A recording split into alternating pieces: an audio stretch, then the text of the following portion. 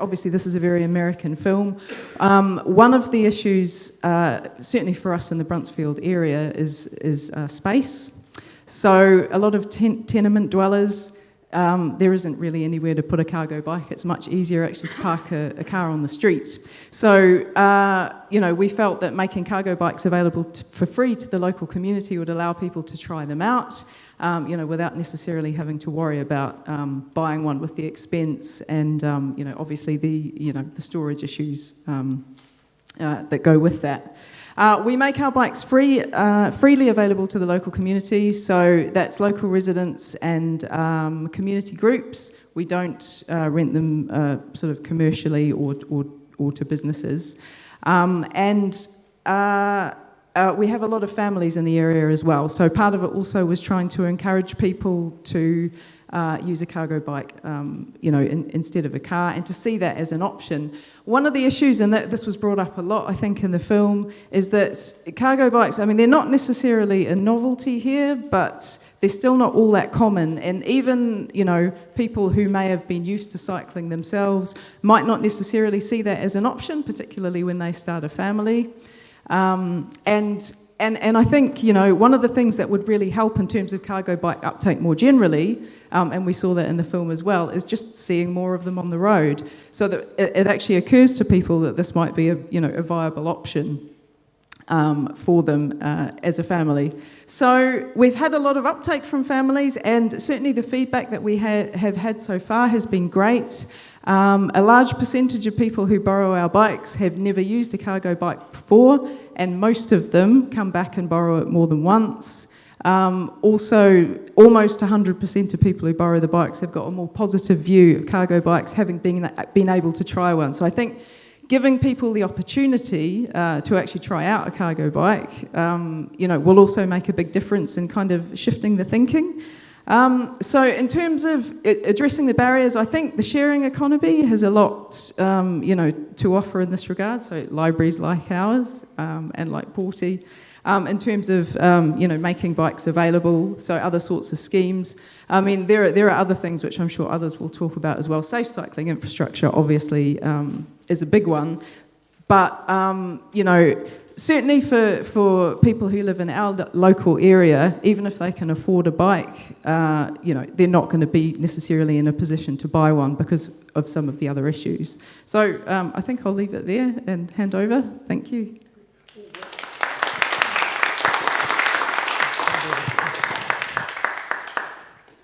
Yeah, well done for keeping to time. We'll do a double act here from Porty Community Energy. I'm Jennifer Elliott, one of the project workers with Porty Community Energy, and I'll speak for you at the moment. Poppy's... Or you go. No, it's all right. I'm Poppy. I'm one of the directors at Porty Community Energy. So we'll just... I'll give a quick overview of the project. I've been involved longer than Poppy, and then maybe she'll give some personal experience of the project. But our bike library has been in existence, I think, a good 3 years. I can't quite remember, but I, 3.5 years ago or so, became a bike librarian, a volunteer bike librarian, with a very enthusiastic friend who was a project worker at that time, who knew it would lead to working as a bike librarian and try explaining that job to people. But we have had one person turning up thinking we were cycling books around, but no, we rent out the bikes from our bike library. We have grown in the number of bikes we have and the staff and the project, and Porty Community Energy, like Banzai, has this target of, at a community level, helping people reduce carbon and reduce their impact on the planet. So that started in the bike library and has developed on perhaps in the heating side of things. One of the points I wanted to bring, something I've been reflecting on in these issues, is great to hear that Banzai's got a bike library, and I'm meeting with Luke from Linlithgow soon, but I've been thinking, what's the future? When you're 3 years into a project, how do you keep getting funding for something? How do you have a library in all the places you want it to be? How can it be run by huge amounts of volunteer energy and going out at 8 o'clock at night or 7 o'clock in the morning or 4 o'clock in the afternoon or whatever fits with people? We managed to make that happen. And we see the changes that happens, and you get all sorts of different families, and we've targeted carers this year. So that's been an absolute joy. I work as a carer for the elderly, and we have a worker who is a wheelchair user. So she had carers, and she knew some of them wanted to cycle or did cycle.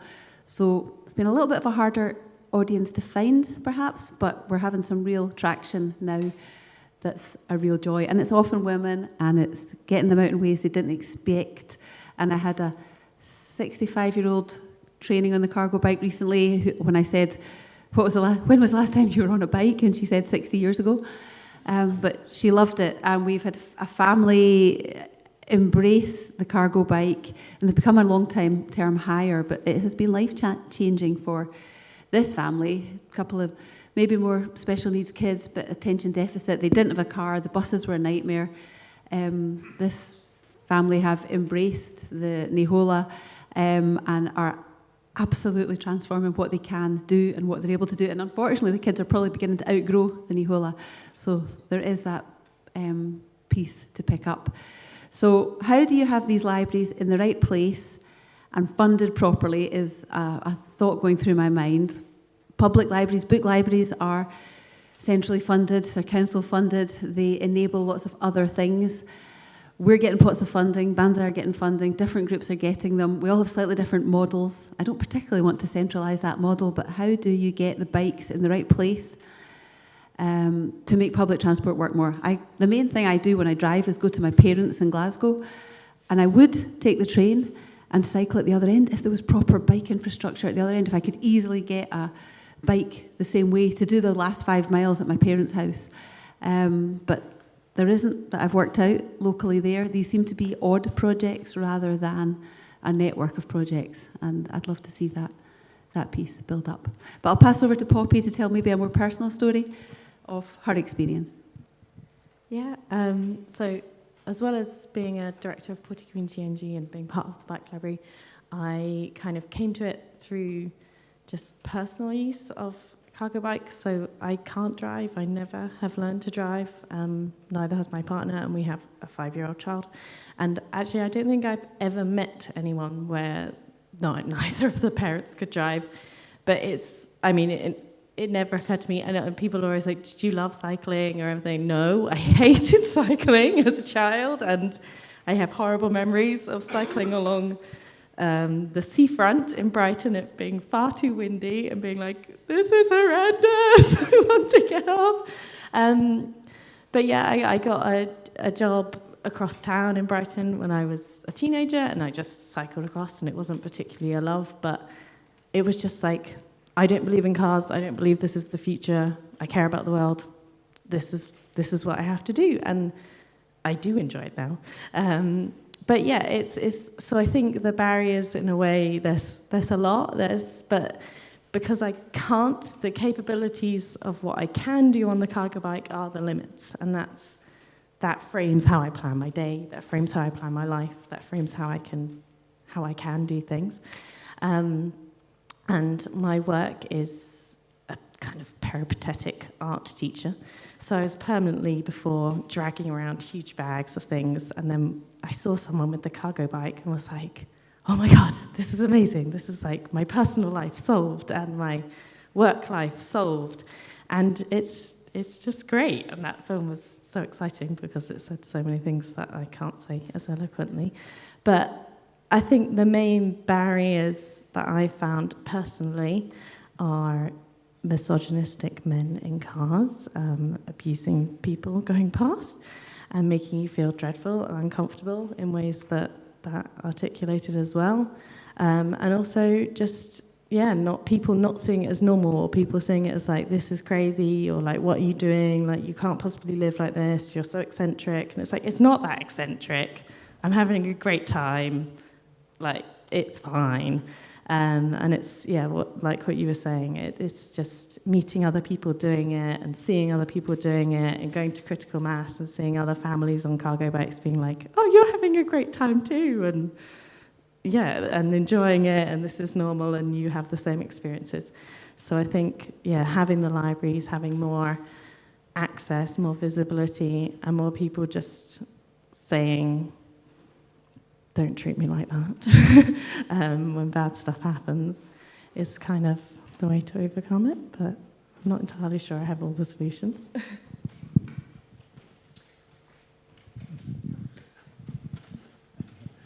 Oh, I've got this right. Hello, I'm Callum from Cycling Gardeners. So we are a cargo bike garden maintenance company. You might have seen our bikes around about town. Everyone keeps telling us now that they've seen them. We now have 5 or 6 on the road most days, and it's been growing steadily over the last 3 years. So a little bit of background of the company. It did come from lockdown when I had to start gardening rather than do my normal events career. And we came up with this idea. And eventually it just started to grow and grow, so I stopped doing events and I focused on the cycling gardeners, even though I'm not really a gardener. I'm a project manager that started working with really good gardeners, setting up with bikes and tools and getting them on the road. And yeah, we've just had amazing feedback. It's gone from strength to strength. One of the ways that we explain what we do is so many garden maintenance companies don't want to do short garden maintenance visits in the town centre. To come from what often units outside town where they store their vans, driving in, trying to find a parking space 2 blocks up, carrying our lawnmower down streets through stairwells for an hour of garden maintenance just isn't profitable. We have a small yard in the city centre that I'd only be able to hold 2 vans, but we've currently got 8 bikes in there. And to explain the lengths we go to is we go to the Royal Mile during the Fringe Festival. We get there in 10 minutes and park our bikes outside some of these old town flats and carry our lawnmowers for little stairwells to do 1 hour garden maintenance. Nobody else, no garden maintenance company operating vans are going near that part of town, especially during August. So those are the lengths we go to, and it really is proving to give us a really good USP and showing that cargo bikes not only can be good for the world, but they can be seriously practical and give a massive advantage over vehicles. We get everywhere so quick. It's so nice when you look on your phone app how long it's going to take to get somewhere and you realize, oh, I'm still in the driving mode, you put it to cycling mode and it's 5 minutes less. That happens constantly in Edinburgh city centre. So yeah, in terms of challenges and barriers, one thing we do want to say is at the moment we still are sort of what I say living in the real world. We can't do absolutely everything on a bike. We have the most amazing tools that all collapse and fold together to fit in. So every tool that used to be in a van when we used to operate as Andrew James Gardens and vans now goes into bikes. We can't take away lots of garden waste at the moment. So 1 day a week we use one of the enterprise electric hire vans and pick up all the waste in one go. But this industry and everything's changing so fast. There's amazing trailers that are coming out now. So we really do hope in the future to be able to start actually transporting garden waste around with these big super trailers that are coming out. I'm not wanting to buy one of the generation ones at the moment. I'm watching what's happening with them, but we really are hoping to start moving on to trailers. Insurance was a massive thing when we started. We were told we were one of 2 companies in the UK that were actually tradesmen using, putting tools on bikes, trying to get them insured. It was an absolute nightmare. Everyone else was considered to be using goods in transport, which there was insurance for, not for your tools. So that was a massive thing, and I think this was a couple of years ago, and that's when we're launching. I hope it's got better for everybody. We managed to get our insurance policy sorted after a lot of hassle and a lot of fighting. I don't be surprised if other businesses going out there might come across that challenge as well. The one I want to talk about as well is the appropriateness of different bike paths that I think will be an issue coming up. So yes, there's all these bike networks, but they're all sort of been advertising more on people and push bikes in mind.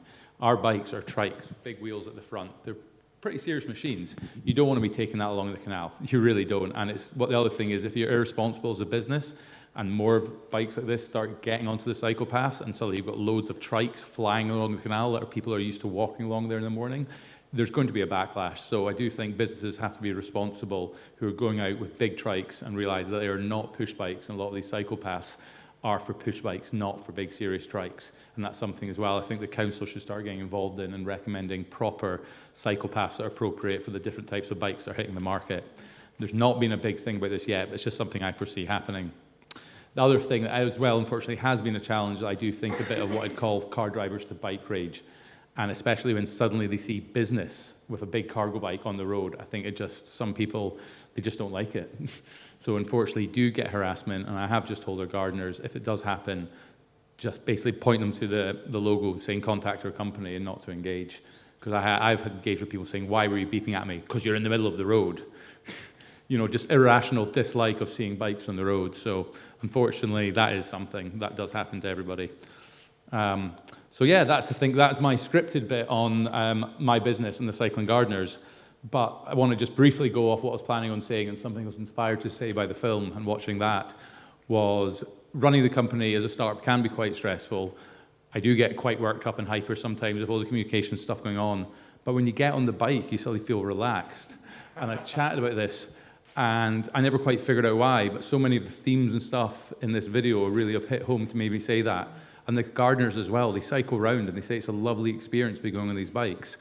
And I just, all the things came into my mind about how many people every day, because I work, the community, the place where our yard's in, part of the community I grew up in, and I wave and smile to dozens of people every day on my bike. You know, it's just such a much nicer way of getting around. This was a business idea, but quickly I got a cargo bike for my family use, for my son. And, you know, I absolutely love it. It's such a joy going anywhere with him on the bike. We bought a family car when he was born, and it's had a flat tire out on our street for, I think, the last 4 weeks. It's not been fixed. It rarely gets used these days. So yeah, not just from the business perspective, but also it's inspired in family life to get on a bike, and it's just an all-round thing that I really do think does spread when you get into it. So yeah. Go. You're a very well-behaved set of speakers. You've all hit your time. But as you can see from the note up there, Sasha Taylor from the bike station was hoping to come, but for personal reasons, I'm afraid she's somewhere else just now. So she sent me some notes, which I'm going to go through with you. The bike station, as I'm sure lots of you know, was set up as a bike refurbishing charity. And it actually came out of a bike swap outside Sheen School more than 20 years ago. But in more recent years, the bike station has also established itself as a leading organisation in community-based active travel behaviour change. Their mission is for more people to choose cycling, and they do this through free-to-access community-based programmes, skills development programme, and the sale of affordable refurbished bikes. But as has just been mentioned, unfortunately, the cargo bike movement, who did such a lot to get things going, had to wind up their affairs, and they passed over the torch, if you like, to the bike station. The bike station is now the custodian of the cargo bike movement. With this custodianship, they also received some of the domestic cargo bikes, including the Terns and the Urban Arrows, which are perfect for families to use. So the bike station already has got its very successful We Bike library, where children can access a bike for free and then change it as they grow up. So they already have 1,800 bikes on the library, but they now have 15 cargo bikes available on a monthly loan to families as part of the We Bike library. Although the fleet is small, the emerging data they're getting from this is very strong. Cargo bikes are alternatives to car use for short journeys, but they also solve logistical issues common with family life, particularly with women. As well as understanding the benefits of cargo bikes, they're building an evidence base of the barriers to cargo bikes, just as we've been talking about these things just now.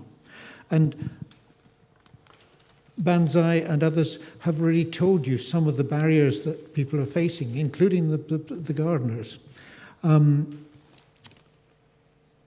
From a delivery perspective, the bike stations see that the costs incurred and the logistical challenges of facilitating a free-to-access loan scheme, in addition to the integration of domestic cargo bikes, they're also evaluating the costs and benefits of community-based distribution hubs.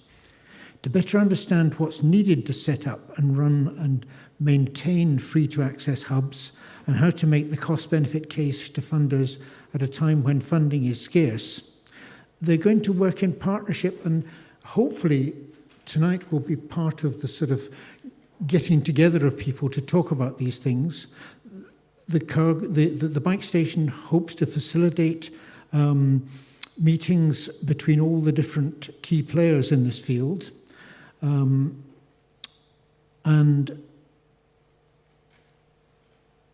they're now, yes, and one thing about the operation of the cargo, of the bike station, they're now prioritising using cargo bikes to distribute their own stock between their bases in Torcross and in Gorgie. So, I mean, they're trying to practice what they preach.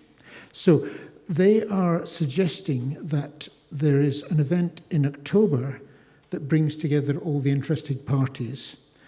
They want to explore the definitions of cargo bikes, the scale of use, set-up costs and continuation costs to cargo-based hubs.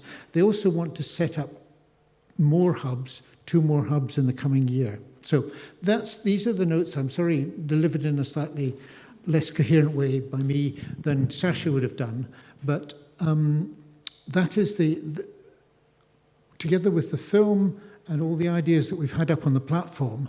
Now we're going to open up the meeting. We've got a microphone over at the desk there. We'll use the microphones because we're recording this so that we can keep a track of what people have said. So if people would like to add either their comments or their questions, do you want to come up to the mic which we've got over there? Yes, there we go. Right, now who's going to be the courageous? There we go. Right, great, thank you. Hiya, I'm Charlotte. I'm currently on the board of the cargo bike movement and also the bike station as part of that winding up and moving over the mission. It sometimes feels, with some exceptions, like no one in the Parliament or our council really care or understand about cargo bikes and their potential. How do we make them care? Would anyone like to comment from our group? Certainly today it was striking me that new developments and the idea of libraries needing to be something that is council funded. I would need to go and talk to the councillors, and new developments should have these travel hubs that they're talking about, and bikes need to be a part of it and not just commuter bikes. So that part of the solution that is different from a push bike needs to be thought about, needs to connect with train stations, needs to be thought about in the planning. So I suppose we can lobby and tell the stories. But no, I've never talked to councillors yet about it. Do we need a lobby? There's probably pedal on Parliament and all these different things. In fact, there is something, Jane, is there not a cargo bike thing on the 18th of September, the mass ride on Parliament with an audience with the MSPs? I feel like that's happening. I can't do that Thursday, the 18th of September. I'll try and find more information about that one, but one of my colleagues is involved in that one. But keep campaigning, I guess. Yes, the political side of it is important, and I think as well as bringing together the various key players and services within cargo bikes in Edinburgh, we'd certainly need to talk to the politicians. But now's a good time to talk to the politicians because they're really doing things. They've just kicked off a hire scheme, only a very small one in Edinburgh. But I'm sure that there's potential for Spokes and all the other organisations here to lobby the councillors to try and get more happening. Because so many things are being delivered to people's homes now because of the changes, partly through COVID and partly through the sort of changes in retailing. And if we can move a lot more of these deliveries to cargo bikes, that would benefit everybody, I would hope, including the people who are making the deliveries. The other topic, which I don't think we could have the time to go into this evening, there is an awful lot of concern at the moment about the delivery riders who are often using illegal or modified bikes and also riding in a very, what seems to be, irresponsible fashion. There has been some discussion within organisations in Edinburgh on this, particularly about the method in which these people are employed and what happens, how they come about the bikes. And at the moment, the criticism will be on the riders that people see behaving badly on the streets, whereas I think what we need to be focusing on is the mechanisms by which these riders are being employed or on a low wage or very exploitative structure, and also that they are being incentivized to ride quickly because of the parameters of the delivery processes that they're using. So I know these things are of concern in cities throughout the UK and in fact probably the rest of the world, but I think we it's another aspect of deliveries and bicycles that we do need to look at. Do we have any more comments or questions? Yeah, I just wanted to add that I'm Ellen Porter Community Energy as well. That I really think that the hubs locally might be a good idea if the council gets involved, but the worry is that they would not keep the jobs local or get away with the local knowledge. So we set up this local knowledge. We have our hubs, you know, run by local people, but my worry would be that the council would just make it like a service and get like people, you know, an outside worker who doesn't understand the community. I think the key thing is to make these hubs like at the heart of the community and have like other functions as well as having cargo bikes. Yeah, and infrastructure is really important, obviously. So yeah, we invited a selection of the projects in Edinburgh here, but there are others. There's people in Wester Hales and so on. Is anyone here from one of these other projects in or surrounding Edinburgh? Yeah. Do you want to say a little bit about what you're doing?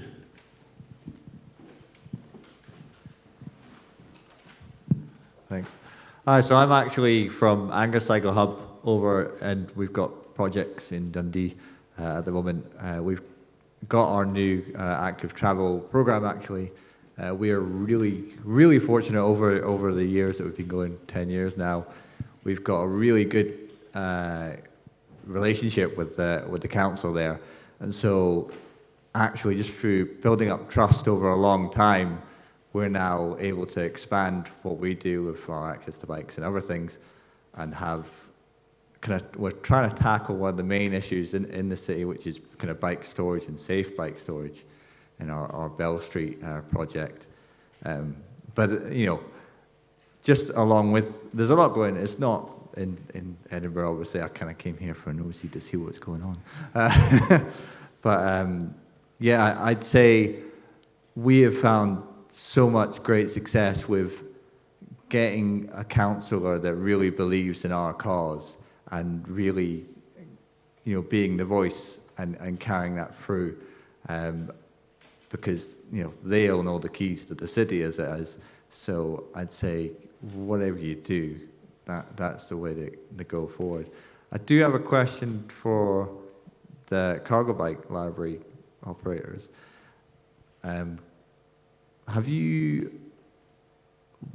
What lending period do you find to be the most successful for keeping people or you know, signposting people into the journey of getting their own cargo bike or whatever it may be? That's probably one for you, because you've got a little bit more experience than us. We keep our cargo bikes coming back weekly because they're used on a Friday for food collection, and we kind of use it as an excuse, but a fact. And then often people can't take it overnight, but if they can take it overnight, we get them back weekly. I forgot to mention insurance, but insurance was pretty tricky as well. And then I think there is only one insurer for the cargo bikes who ask that we get the bikes back fortnightly. We did have e-bikes going out for longer. They would have gone out for a month quite easily, and we make that a very low, sometimes free price. So I would say it varies, and the nudge into buying their own bike is an interesting one for some families because it would be a big cost commitment and the maintenance piece would be difficult. But probably we need to work more on nudging that over. And now that we're 3-4 years in existence, our bikes are getting older, so we need to think about the renewal of our fleet. But we keep, a day is our typical, and a lot of people are happy with a day. Weekly is not uncommon, but we get them back. And some people do repeat weekly. And last year we certainly had a few people going for weeks and weeks into months, but on a weekly basis. And in summer, the monthly ones, we can't get enough e-bikes. Everyone wants an e-bike in August, and we only have 4. And we juggle them around as much as we can. But they'll go out on monthly, but we get them back every 2 weeks because of insurance. But they are usually on monthly and some rolling monthly. Yeah, I suppose just to add to that, at the moment we're just doing typically sort of one-day loans. Quite often people will take them for a weekend. That's interesting, your question actually about, you know, whether it nudges people into buying their own bikes. I mean, I think possibly just because our user base is, you know, a lot of people who live in tenements, and one of the reasons why they value, you know, being able to borrow a bike is because it's just not possible for various reasons for them to own one themselves. You know, so in some ways, although we do get a lot of repeat business, that's, you know, there are going to be a lot of people for whom that's not, you know, ever going to be a possibility. Just to pick up on something that you said as well about engaging with local politicians and your question. So just to say that we've had, you know, quite a bit of support from one or two of our local councillors, particularly our Green councillor, who was sort of instrumental in assisting us with getting a location for storing our bikes, getting a hub set up. So, you know, certainly it does work, and I think, you know, we all need to be doing more of that. Yes, the tryout side of it, I found, I'm involved with the Cargo Bike Library in Portobello as well, and we had one woman who was a teacher, and she wanted to try out using an electric bike going to school, whether or not it would give her a journey, whether she could make that sort of journey reasonably. And she hired one of our bikes for a couple of weeks, I think. And as far as I know, she did get a car. Yes, she did get a cargo bike. But we also get lots of people who want to try out different sizes or shapes of cargo bikes because they don't know what will fit locally within whatever storage space they've got, or they're concerned with other things. And because there's such a big range of cargo bikes now available, the fact that people can try out a selection of them using our service, it means that they can get a far better decision as to, you know, whether a bike is too heavy for them to move around, all these things. I don't know whether David Gardner wants to, yes. Yeah, can I speak without a microphone? If you use, we want to record things. That's. Yeah, thanks. Yeah, So yeah, I run laid back bikes, which obviously has sold quite a few cargo bikes, along with shops like Elliott, Soul Cycles, and Graham at Hearts, and other shops. But I mean, the main thing is finance is the main problem that we have now. In the past, Energy Saving Trust actually made interest-free loans available, and they now have shifted to not do that so easily in Scotland. I don't know if they do it in other bits of the UK. But that's certainly had an effect on people moving to cargo bikes because they can't really afford to actually outlay £6,000 in a oneer for a cargo bike. Most people don't own their cars, so they just keep trading in with cargo bikes while they're getting rid of a car. So that's good news, and that's obviously how we try to sell stuff. So that's one factor. And the other factor that strikes me is people have to see cargo bikes being used, not just, I mean, it's great that Callum and the Cycling Gardeners successfully use that model and, you know, for a business, but we're not seeing, I noticed that FedEx and companies like that were using cargo bikes, but they seem to have disappeared. And obviously sadly we lost Far Out, which went in with Edify, so that's been a bit of a blow from the point of view of people seeing cargo bikes in action. They see couriers, but not cargo bikes so much. Although new companies coming up called Caddy.Scot, which I believe we'll be doing a bit. Yeah, that's what I've got to say there. Yeah, and there was the mention in Liz's film about schemes in the United States of so that people can rather than having to own outright, that they can purchase in an affordable way. I'm not sure how easy that would be in this country. Yeah, sorry, just going to say we also use a company called Rent-A-See, which was rented out one bike through that, which allows people to kind of do a rolling rental, and then they could maybe move on to buy it.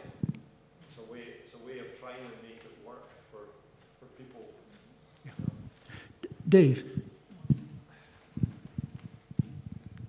I've got the big microphone, have I? Yeah, people have been talking about what the council can do. I can remember there have been at least a couple of council initiatives in Edinburgh, but they both seem to have fizzled out. There was one when the tram was being installed on Leith Walk, and the council set up an arrangement that deliveries to local shops, which couldn't be made by van because of the tramworks, were actually made by cargo bike. I don't know if that scheme was analysed or, but the idea had been that if it worked well, the council could try it elsewhere. And then the second thing, again, possibly a couple of years ago, there was quite a bit of talk about parks, the park business, the park system using cargo bikes rather than the vans, because we see vans driving along the roads or the paths within parks. Again, I haven't really heard any talk about that for a long time. I don't know if there's something that could be done. There used to be a council cycling champion who was an enthusiastic councillor, and whether, if that was revived, it might be a way of kind of continually keeping the pressure on. I think we can use the notes that we'll publish from this meeting as part of that lobbying. And obviously it's a good time to be lobbying MSPs because they're all thinking about elections now. But similarly, I think it's a good time to be lobbying councillors, apart from anything else, because we've got such a spread of parties in Edinburgh that it means that you can, rather than it just being a one-party system, it's a very complex balance at the moment. So if we can find a few councillors who are willing to take it on, that would be good. Are there anybody else want points or questions? Yes. Do you want to talk a bit about what you brought? I'm one of David's customers. Sorry, Sam, we're messing up the mics. As one of David's customers who benefited from the Energy Saving Trust loan, I think there's a really interesting sort of thought piece around the finance for cargo bikes, which is essentially that when people look at that, they go, that's a really expensive bike. They don't go, that's a really cheap car. And actually the reality of, as you see from the film and actually from anybody who's got one and will kind of use it for all kinds of lunatic things that you can manage to do on a cargo bike, it can be a car alternative, and actually it's a far cheaper thing to run, and it's about how, in a sort of motor normative culture, can you shift that conversation into, hey, do you know what would save you money? Do you know what is fun and healthy and green and would also save you money? Is really interesting, I think, because the finance side is a barrier, but actually there's a bit of that where it's about, some of that is just in the context of car culture. We kind of shift that conversation as well. Great. Okay, any more points from the floor? Yes? And then after that, I'm going to come back to the panel, and I'll give them all a last word. Just a super quick one. You know that cargo bikes are eligible for the Cycle to Work scheme. So that's a really good way of financing. You know, like any standard bike, you can do the same thing with a cargo bike. And yeah. Good. That's a really good point, yeah. Okay, let me go back to our panel and... sorry, one more. Yes, sure. I just wanted to very quickly mention one more organisation in Edinburgh which I volunteer with that uses cargo bikes, which is Shrubs Food Share. And that also follows on from the point that we made about deliveries and using cargo bikes for deliveries. As we're still up and running. We used to be like with the cargo bike movement, they used to do the actual cargo biking, but now he's taking it kind of like under our wing as an organisation. And we save food that's going to be thrown out from shops and go and redistribute it to go and reduce food waste and get it to people who need it, basically. And yeah, it's a fully feasible thing, and hopefully it can be a role model for something the council could do. Great. Okay, well, let me... Sorry. I'll be very quick. Just very quickly on the idea of lobbying councillors. I live in southwest Scotland, the Dumfries, so I'm not a local here.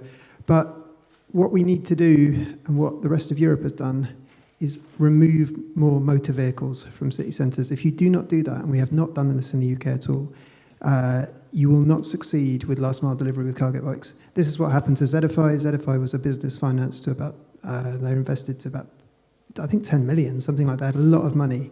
And Rob King's sort of parting shot when he said is that they get squeezed from both ends. So they get squeezed from the Deliveroo guys, and they get squeezed because you can drive a van into the centre of every town in the UK, and it is insane. And we need to lobby more for stopping motor vehicles. It's not enough just to get bike infrastructure. You've got to have carrot and stick, I think.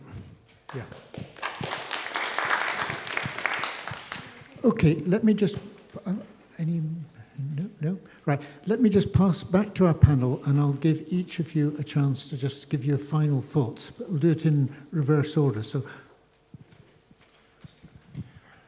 yeah, final thoughts from me about looking to change things and move things forward. When I was starting the business, I was traveling to Germany semi-regularly because my wife's German, and I was seeing how far ahead Europe were, especially when thinking about businesses. I saw the post office in Germany. I saw so many UPS, everybody out on cargo bikes. So when we're looking to improve our situation, or people are asking, does it work? I think look over to Europe. They do seem to be 5 or so years ahead of us.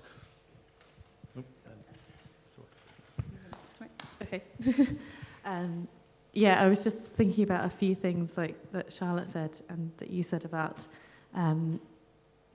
how best to move on in terms of through political side of things. Something that really interests me is kind of seems unrelated, but is about children and being able to play in the street, and this idea of like reclaiming the street for people. And there was a stage where I was using the cargo bike, and there was a lot of kind of negative comments got to me, and I went to critical mass, and I was like, this is amazing because we have the whole road. And I was like, I don't want cycle lanes, I want the whole road, and I want them not to be on it. And I think you're absolutely right about that. And I think there's something in what's been done, I know in Sheen's primary, about safer school streets, about completely shutting off the streets. Like that seems to be a thing that the council do and have permanently done in certain streets. Like, can more of that be done? Is that a way in? And also kind of about air pollution as well. Like, is there a way in there about kind of tackling two things together? And yeah, enabling those spaces for play and also active transport, I think could be a really strong angle. Yeah. Maybe the topic I haven't addressed and was on my list was security. You touched on it, security of parking. Even outside there, the bike racks are suddenly filled because we've had this event. God forbid there was another event somewhere that people were coming to by cargo bike or bike. And there's security of your bike as well. You say it's a cheap car. It is, but your car is so much more secure and harder to steal. E-bikes in particular, they're really getting nicked. Cargo bikes we've seen less of. We've not had one nicked. But even our container had an attack the other day. Angle grinders in 9 minutes. These kids were nearly in at 3:30 in the morning. I think their battery ran out. They had an inch to go. So there is a security part and a space part that is important in the question of barriers on cargo bikes. Yeah, I don't think I've got any more points to add. I suppose just to say that, I think community is really important in this, obviously, the lobbying question, and then just in general in terms of getting things done. We saw some of that in the film that we've just seen. I'm going to spend the day or the morning with Porty on Friday, so we're making those connections. We've got a guy who's starting a bike library in Linlithgow who's coming to talk to us. And we're making links to some of the other organisations in Edinburgh also who are doing similar things. So, hopefully together we can get more cargo bikes onto the streets.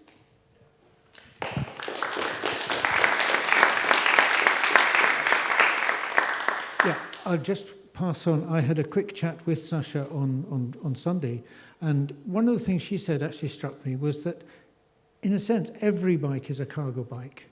We saw that in the film as well, that the way that bikes were being adapted. So maybe we shouldn't be thinking of cargo bikes and ordinary bikes. We should be thinking about how we carry things around with us. But we do need to have a lot. I mean, there's a lot of potential in Edinburgh for cargo bikes, and I think we're on the edge of it really happening. So I hope this could be the start of something really big. I want to thank all the people who've put this meeting together, because there's people who are sorting out stalls, refreshments, our IT. There will be future spokes meetings.